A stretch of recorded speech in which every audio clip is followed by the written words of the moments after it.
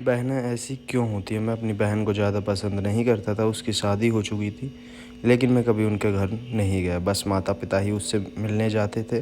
मुझे पता भी नहीं था कि वह किस हाल में है। वह कभी-कभी मायके आती, तो जाते समय मेरी माँ उसे घर का कुछ सामान भी दे देती।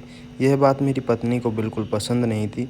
जब भी मेरी माँ ऐसा करती, मेरी पत्नी आकर मुझसे शिकायत करने लगती कि तुम्हारी माँ तुम्हारी कमाई कैसे उड़ा रही। जब भी तुम्हारी बहन आती है, उसे खाली हाथ जाने ही नहीं देती, कुछ ना कुछ ज़रूर देती है। तुम अपने माँ को बता दो, ये सब नहीं चलेगा। पत्नी की बातें सुनकर मुझे भी गुस्सा आ गया। मैं माँ के पास गया और कहा, माँ ये सब क्या है?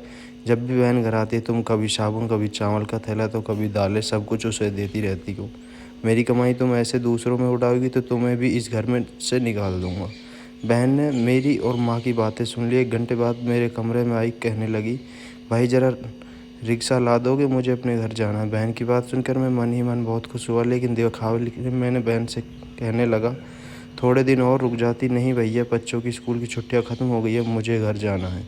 कल से इनकी स्कूल शुरू हो जाएगी। फिर वह चली गई। पिताजी के मरने के बाद जब घर का बंटवारा हुआ तो हम दोनों भाइयों ने आपस में ही बंटवारा कर लिया, लेकिन उसमें भी बहन को कुछ नहीं दिया।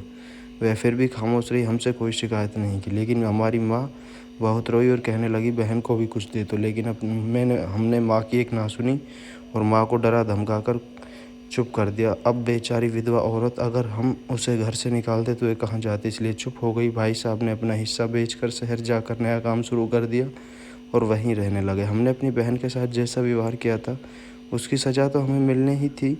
भाई साहब का कारोबार बर्बाद हो गया और वह मजदूरी करके अपना पेट पालने लगा। मेरे बड़े बेटे को भी टीवी हो गया, उसके इलाज में लाखों रुपए खर्च हो गए। जो भी मेरे पास था सब कुछ खत्म हो गया, मुझे कर्ज लेना पड़ा। हाल इतना बुरा हो गया कि खाने के लिए भी पैसे नहीं थे। घर में कुछ राशन नहीं था। मैं कमरे में अकेला बैठा सोच में गुम था कि मेरी बहन घर आ गई। उसे देखते ही मेरी पत्नी ने कहा, आ गई? मैं मनहूस बहन को देखकर मैं गुस्सा हो गया, लेकिन अपने गुस्से को दबा लिया। वह मेरे बच्चे के पास गई, उसे देखा और फिर पास आकर बैठ गई। मेरे भाई, क्या तू परेशान हो? यह कहते हुए उसने मेरे सर पर हाथ फिर, बड़ी बहन हूँ तुम्हारी, तुम मेरी गोद में खेले हो। अब देखो, अपनी बहन से भी बड़े हो गए हो कि बहन को कुछ नहीं बताते, अपने दुख भी नहीं बांटते। यह कहते हुए उसने अपने सोने के कंगन निकाले और मेरे हाथ में रख दिए। मेरे भाई, परेशान ना हो, ये कंगन बेच दे, अपने घर का राशन भर दो, अपने बच्चों का इलाज भी करा दो और पैसों की ज़रूरत हो तो बेझिझक कह देना अपनी बहन से, मैं तुझे इस हाल में नहीं देख सकती।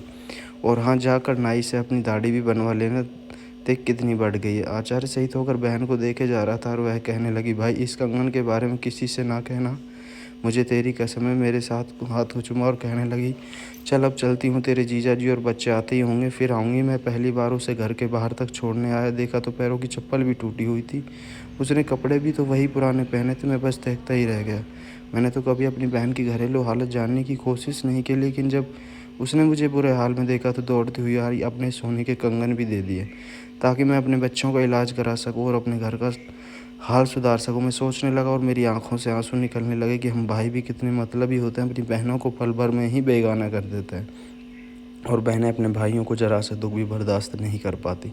मैं उसके कंगन अपने हाथों में पकड़कर ज़ोर ज़ोर से रोने लगा। दोस्तों, आपकी बहन अपने ससुराल में जाने कितनी दुख से रही होगी। कुछ समय उसके पास बैठकर उसका हालचाल जानने की कोशिश ज़रूर करें। मालिक सभी की बहनों को झोली खुशियों से भर दे।